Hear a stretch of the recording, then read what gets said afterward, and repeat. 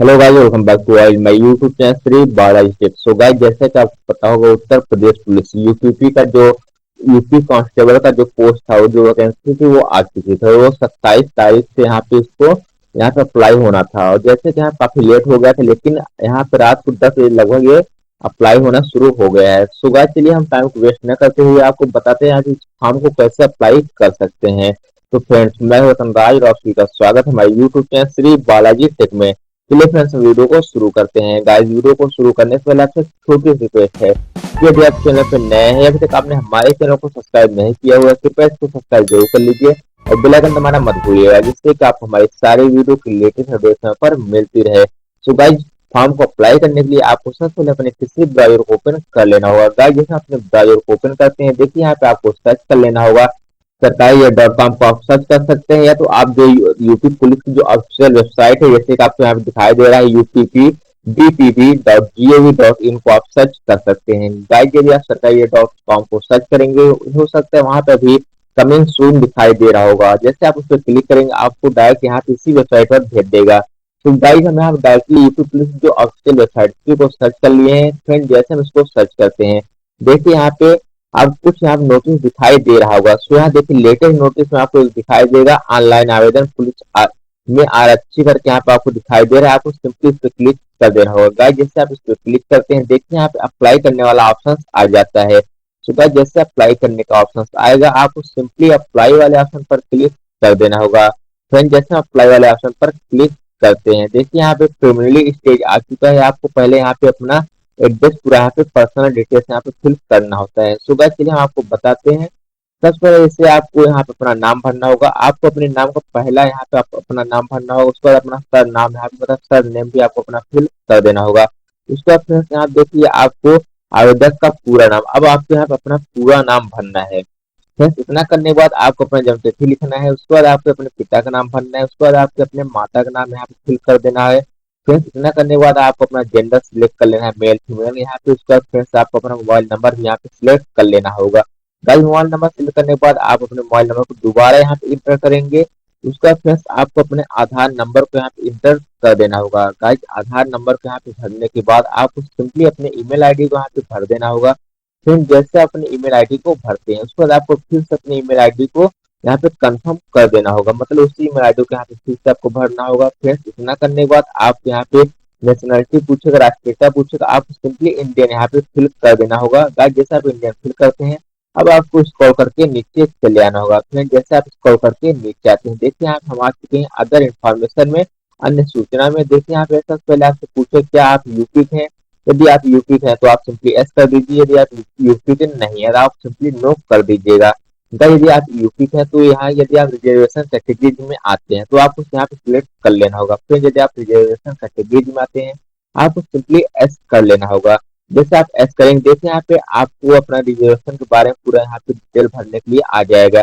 यदि आप नो करेंगे, आप जनरल कैटेगरी से आप सिंपली नो कर देंगे, तो आपको यहाँ पे पर्सनल डिटेल जो यहाँ पे रिजर्वेशन के लिए देना होगा उसको नहीं देना पड़ेगा।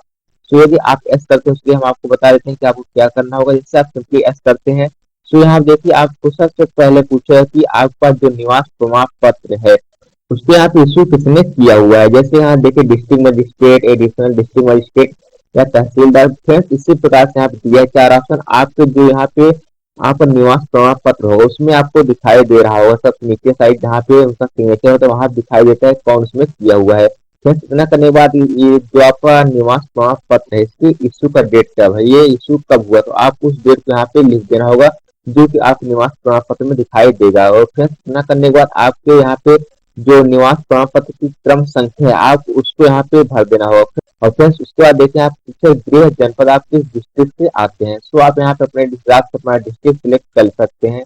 आप जिस भी डिस्ट्रिक्ट से जिस भी जिले से आते होंगे आप सिंपली यहाँ सिलेक्ट कर लेंगे। गाइस, इतना करने के बाद आपको सिंपली स्क्रॉल करके नीचे आना होगा। गाइस, जैसे स्क्रॉल करके नीचे आते हैं, देखिए आप पूछेगा कैटेगरी, मतलब यदि आप रिजर्वेशन कैटेगरी में आते हैं तो आपको यहाँ सिलेक्ट करना होता है। जैसे हैं general, SC, ST, OBC, EWS, जैसे यहाँ पे आपको नीचे अपने कैटेगरी सिलेक्ट करना होता है, या रिजर्वेशन कैटेगरी हो या ना हो, आपको यहाँ सिलेक्ट करना होगा। आप जिस कैटेगरी से आएंगे आपको सिंपली यहाँ सिलेक्ट कर लेना होगा। गाइस, जैसे आप अपने कैटेगरी को सिलेक्ट करते हैं, उसके बाद देखिए पूछेगा क्या आप स्वतंत्रता सेनानी के आश्रित हैं। आप यदि हैं तो आप सिंपली एस पे, नहीं तो नो कर दीजिए। फ्रेंड्स, यदि आप नो करेंगे तो आपको कोई प्रॉब्लम नहीं होगी। यदि आप एस करते हैं तो आप यहाँ पे फिर से आपको कुछ यहाँ डिटेल देना होगा, जैसे कि सर्टिफिकेट नंबर देना होता है, सर्टिफिकेट का जो इशू डेट है उसको देना होता है, और इसी प्रकार से यहाँ देखिए 3 यहाँ पे आपको मांगा है, इसको कौन इशू किया वो भी आपको लिखना होता है, जिससे मैं आपको यहाँ निवास प्रमाण पत्र में बताया हूँ। सो यदि आप सिंपली नो करते हैं तो आपको कोई यहाँ पे कुछ भरना नहीं होता है। गाइस जैसे यहाँ पे आप नो या यस सिलेक्ट करते हैं, उसका आपसे यहाँ पूछे कि क्या आप यूपी गवर्नमेंट के एम्प्लॉई हैं, यदि आप हैं तो एस करिए, नहीं तो नो कर दीजिए। यदि आप एस करेंगे तो आपको उसका डिटेल देना होगा, यदि आप नो करते हैं आपको कोई प्रॉब्लम नहीं होगी। फिर उसके बाद यहाँ पूछे कि क्या आपने होमगार्ड में 3 वर्ष तक यहाँ पे सर्विस दिया हुआ है, मतलब सेवा किया हुआ है, सर्विस दिया हुआ है। यदि आपने होमगार्ड के रूप में 3 वर्ष तक यहाँ पे सर्विस दिए हुए हैं तो आप सिंपली एस करेंगे। गाइस जैसे आप एस करेंगे उसके बाद आपको देखिए आप उसके बारे में आपको देना पड़ता है, कौन इश्यू किया, जो आपके पास सर्टिफिकेट है उसका डेट क्या है, इशूइंग डेट क्या है, उसका प्रमाण पत्र संख्या क्या है। गाइस उसी प्रकार जैसे मैंने आप निवास प्रमाण पत्र में आपको बताया था। यदि आप नहीं आप सिंपली नो कर दीजिए। गाइस बिल्कुल उसी प्रकार से नीचे पूछे कि क्या आप एक्स सर्विस मैन है, क्या आप भूतपूर्व सैनिक हैं, यदि आप हैं तो एस करिए, नहीं तो नो कर दीजिए।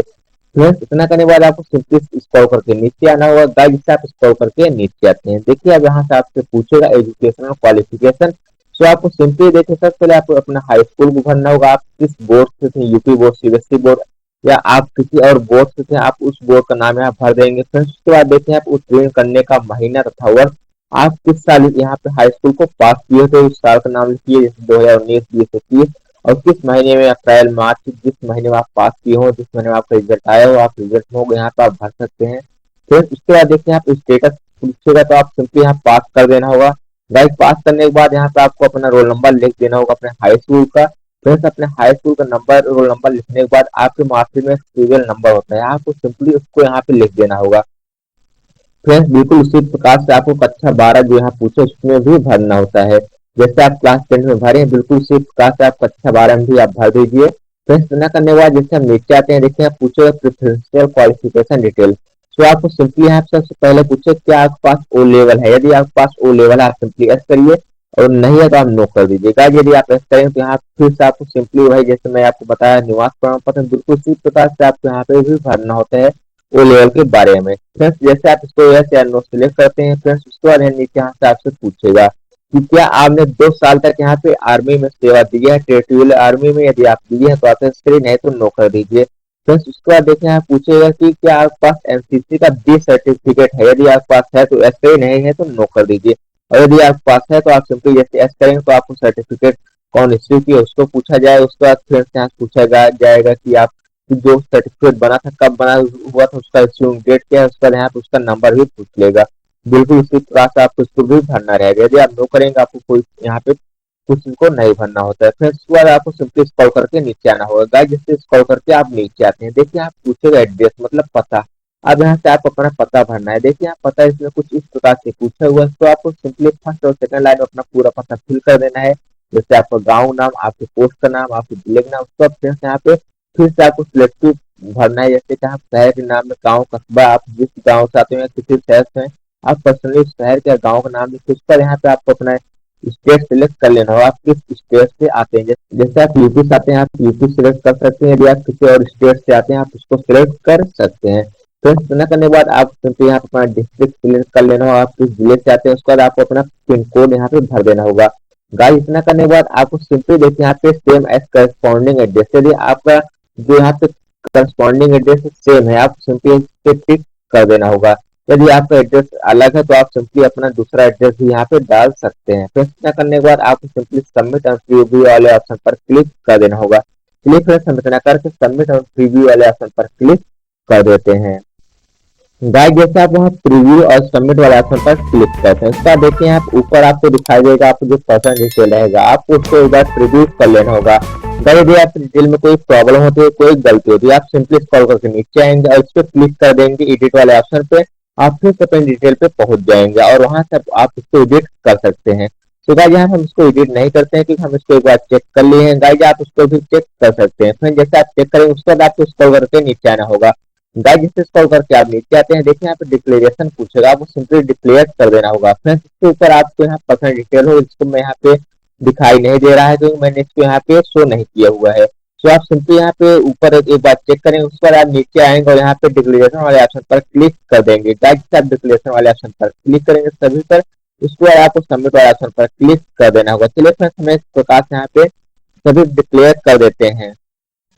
गाइस इसे यहाँ डिक्लेयर करते हैं, उसका देखिए यहाँ पे आपको एक कैप्चा दिखाई दे रहा होगा, आपको सिंपली कैप्चा को यहाँ पे इंटर कर देना होगा। फ्रेंड्स हम इस कैप्चा को यहाँ पे इंटर कर देते हैं। फ्रेंड्स जैसे इस कैप्चा को हम यहाँ पे इंटर करते हैं, उसको हम सिंपली यहाँ पे सबमिट और नेक्स्ट वाले ऑप्शन पर क्लिक कर देते हैं। फ्रेंड्स जैसे हम इसको क्लिक करेंगे, देखिए यहाँ पे ओटीपी एक्टिवेशन करना को देगा, हम सिंपली ओटीपी एक्टिवेशन कर देंगे। सो गाइस इस वाले ऑप्शन पर हम क्लिक किए, देखिए आप ओटीपी एक्टिवेशन के लिए ऑप्शन आ गया है। अब आप सिंपली यहाँ से हम ओटीपी एक्टिवेशन कर सकते हैं। तो गाइस यहाँ पे ओटीपी एक्टिवेशन करने के लिए आपको यहाँ पे लिंक दिखाई देगा, एक्टिवेट वो ओटीपी, आपको सिंपली इस पे क्लिक कर देना होगा। गाइस हम इस पे क्लिक करते हैं, उसके बाद देखिए हमारे मोबाइल नंबर पे ओटीपी जाएगा, हम उसको यहाँ पे एक्टिवेट कर लेंगे। लेकिन फ्रेंड्स उससे पहले हम आपको एक बात और बता देते हैं कि यहाँ देखिए आपका जो रजिस्ट्रेशन नंबर दिखाई देगा, आपको सिंपली इसको नोट करके रख लेना होगा, इन फ्यूचर ये आपको काम देगा। सो आप सिंपली इसको नोट कर सकते हैं। इसका हम सिंपली एक्टिवेट को ओटीपी वाले ऑप्शन पर क्लिक कर देते हैं। सो फ्रेंड जैसे हम फॉर्म को रिव्यू करते हैं उसके बाद हम उसको सबमिट कर देते हैं, उसके बाद डायरेक्ट हमको ओटीपी एक्टिवेशन के लिए भेज देता है। लेकिन गाइस हुआ क्या है कि हमारा ओटीपी उस समय नहीं आया, जिसकी वजह से हमको 24 घंटे तक यहाँ पे वेट करना पड़ा और 24 घंटे के बाद हमारा ओटीपी आ चुका है फाइनली।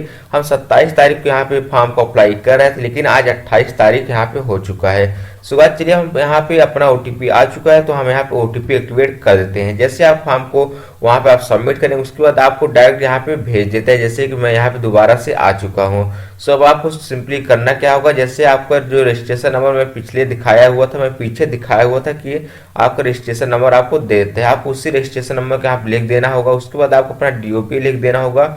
उसके बाद आपको अपना ओटीपी जो आपको मोबाइल नंबर पे आया होगा उसको यहाँ पे लिख देना होगा। और गाइस यहाँ पे जो रजिस्ट्रेशन नंबर है ये भी आपको मोबाइल पे भेज देता है, तो आप वहां से भी उसको देख सकते हैं। इतना करने के बाद फ्रेंड्स यहाँ देखिए कैप्चा दिया हुआ है, जैसे टीजी करके दिया हुआ है, आपको सिंपली इसको यहाँ पे इंटर कर देना है।